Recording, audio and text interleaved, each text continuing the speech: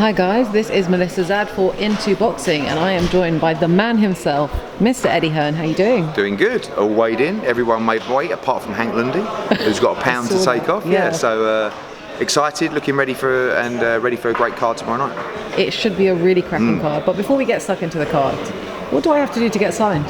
Really? Yeah, I saw your stuff. So have you had any amateur fights yet, or you're about to? No. See, this is the thing. The history is that I have been training for 4 years. I'm a coach, judge. Really involved in the sport. Have been trying to have my amateur debut for a long time. Right. Every time it keeps falling through. But we're booked in for the end of January. Is that because it's hard to get opponents? Yeah, and then things keep happening, like injuries, not mine, opponents' injuries, etc. So well, we'll look out for the debut. No pressure. Eyes on the debut. Yeah, absolutely. So let's talk a little bit about the card tomorrow night. Firstly, just in the weighing, we saw Firuza Sharipova hand Katie Taylor a football. Yeah. What was that about? I have no idea. Random. Do you think it's like a Kazakhstani tradition? Yeah, I think it is to give gifts, but maybe they could only find a football. And also, Katie Taylor's a really big football correct. fan. Well, she used to play for Ireland. Yeah. Football. So Sharipova looks in great shape. This is a really tough fight. Like, she's a little bit unknown. She comes with massive support. Like, don't forget, this is the first Kazakh fighter to ever fight for the Undisputed Championship. That's big for them, and she's got a lot of support from the government, from the commission, and I think it's going to be a really tough fight. Katie looks in tremendous shape, so does Firuza, and we'll see what goes down tomorrow night. I mean, the thing with Sharipova is that of all of her wins, I've heard that, and I really should have checked this myself, but I've heard that 6 of her wins were from debutantes. So, not sure, from a fan perspective, if she's ever been tested, how she will. No, she hasn't. No, but a good amateur, good pedigree, so she's a good fighter. But sometimes, as you know from your brief amateur experience, it's the liquidity of opponents. If you're based in Kazakhstan, it's very difficult, particularly over the last sort of 18 months, to bring opponents in and so forth. So I think she's vastly inexperienced in terms of championship fights, but she's a good fighter, and I think she's tough, she's fit. It looks like she punches very hard as well. A little bit sort of ungainly at times. I've seen her on the pads and she's got great power, but I think what Katie's got to be careful of is not getting in there and trading up all the time, because that's when, we love to see it because it's exciting, but sometimes Katie doesn't have to do that, but she does do it because she likes to excite and she likes to fight. Well, we saw that with the Delphine Pearson. You've seen it in virtually every fight, yeah. And she makes it difficult for herself sometimes because she loves to fight and she likes to stand in the pocket and she likes to entertain. Crazy, really, when you think about it, because she's such a gentle character out of the ring. She's vicious.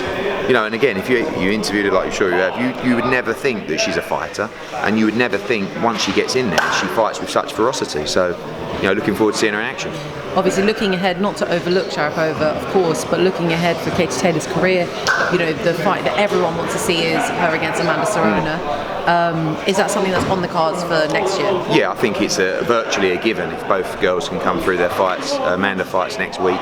It's the biggest fight of all time in women's boxing, and it's a great fight. I hate fights like this, the one before, because it's like, oh please just win this fight, so please just win this fight, and then I believe we'll get that made for April. And of course you've got the Road to Undisputed happening in the weight category above. Is that, not to, kind of look into the future and try and foretell it, but if, for example, Chantel Cameron comes out as the Undisputed, could Katie be moving up a weight division and facing? Yeah, we're going to end up having the 3 Undisputed champions at 35, 40 and 47, with McCaskill, the winner of Cameron against Reese, and Katie Taylor. I think Chantel, because Katie looks like she'll fight Amanda, maybe even twice, Taylor against Cameron is a massive fight, but so is Cameron against McCaskill. So I think that's the way it's going to play out, is that Chantel, if she wins the tournament, will fight Katie Taylor or will fight Jessica McCaskill with a chance to become double undisputed. And if she beats McCaskill, then the winner has to fight Katie Taylor. And Katie Taylor goes up against a double undisputed champion. So I'm just really enjoying working in women's boxing. There's so many chances to unify, so many chances to become undisputed, and it's great to see. And I guess because it's a smaller pool in some senses, it's easier to make. And they don't get the opportunities that the male fighters get yet. So, and they're willing to step up and take them, get paid well to do it now, which is great. but they want to achieve. They don't want, I've noticed with you ladies, you don't want easy fights. You want to go in and actually achieve what you set out to do. And that's really refreshing as a promoter to work with fighters who say, no, I want to unify. I don't want an easy defence. I want to win another belt, and it's great. So let's talk a little bit about Conor Benn versus Chris Algieri. Obviously, Chris Algieri is 37 years old. He has a wealth of experience behind him, having faced the likes of Amir Khan, Manny Pacquiao. I'm sure I'm missing a couple of other really big names. Errol Spence, Provodnikov, who he beat. Yeah. This is a really good fight, and I think sometimes because of the hype that I put in and DAZN and who else on Conor Benn, people think, this is a straightforward fight with Conor Benn. It is really not. Algieri is a very good fighter, very well schooled, tremendous fitness, tremendous ring IQ. A lot of the things that may trouble Conor Benn, movement, intelligence, counter-punching, experience. So if Conor's not the real deal, these are the fights where you'll get found out. Chris has got money, he's won belts, he doesn't need to take this fight. It's not like he's cashing out to come to the UK. He wants to fight in America, in the UK, and he believes he can beat Conor Benn. He's very confident. So it is, and it's a really good fight. He sees things, he's an analyst, right? And he watches Conor Benn and he says, there are hundreds of holes there, and I know how to beat it. And that's why I'm here.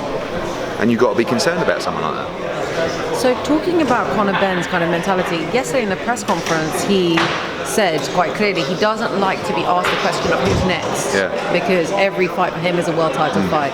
But obviously, as his promoter, I'm sure you don't mind being asked that question. Yeah, I love the Adrian Broner fight, but again, these are tough fights. You always have to see how he comes through this fight. If he wins but really struggles, maybe he's not ready for the next step up. Maybe he has to stay at that level for a while.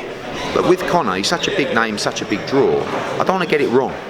But you've also got to progress him, give competitive fights, and that's why the Algieri fight is a perfect fight. Because it's a perfect fight against really a very good fighter who, again, if Conor's not ready for that step up, he will struggle against. He could get beat against.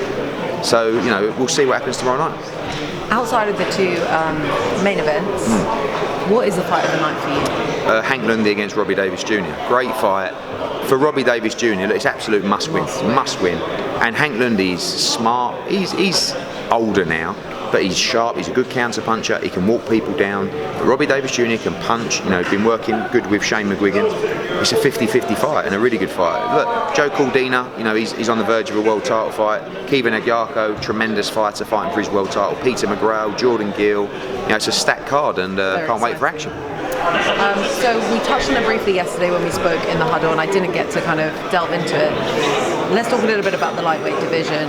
Firstly, going back to the upset win, Kambosos Jr. against Lopez. From someone who's involved in boxing, looking on to that fight, for me it was a case of Lopez actually not having the right tactics throughout the fight, looking for that knockout, looking for it way too early, and Kambosos using that against him and neutralising him. Yeah, I think it was a little bit of arrogance, if you like, as well from the camp, that they presumed it would be an easy fight. I mean, all they talked about was first round knockout, and it looked like at one stage he might do that, but the dad was sort of enjoying himself on the night, and the tactics sounded like they were a little bit skewed and all over the place. But he's a good fighter and he'll be back. So obviously there was lots of emotional chat from Lopez Sr. after the fight.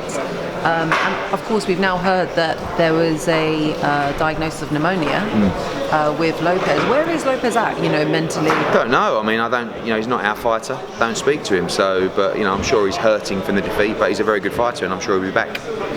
Absolutely. So we've had Devin Haney against Jojo Diaz. You were ringside for that. What did you make of that? Great fight. I mean, Devin's a tremendous fighter. He's 23 years old. He's 27-0.